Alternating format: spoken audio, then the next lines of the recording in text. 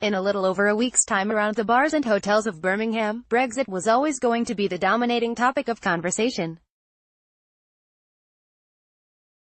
You could have quite reasonably placed a bet that a lot of the conversation coming from grassroots members would be angry, disappointed even, at what they see as a weak Chequers deal. Certainly, were you to browse,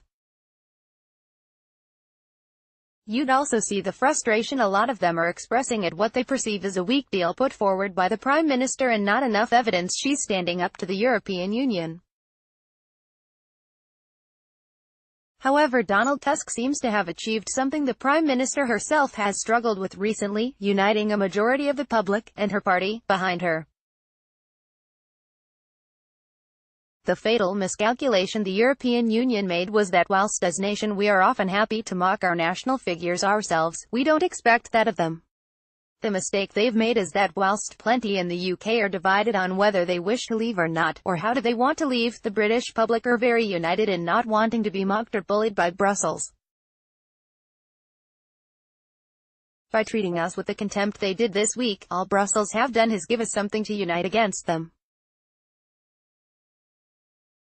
So it appears Donald Tusk has inadvertently given Theresa May a gift in time for the Conservative Party conference. In challenging and disrespecting her so publicly, he gave her the opportunity to give a strong, rebutting speech and demonstrate the bloody difficult woman the Tories selected as their leader is still there.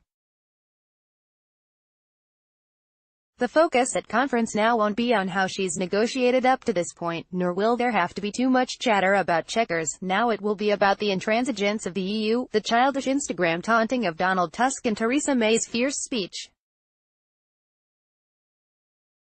It won't just have an effect on the activists, speeches too will be impacted.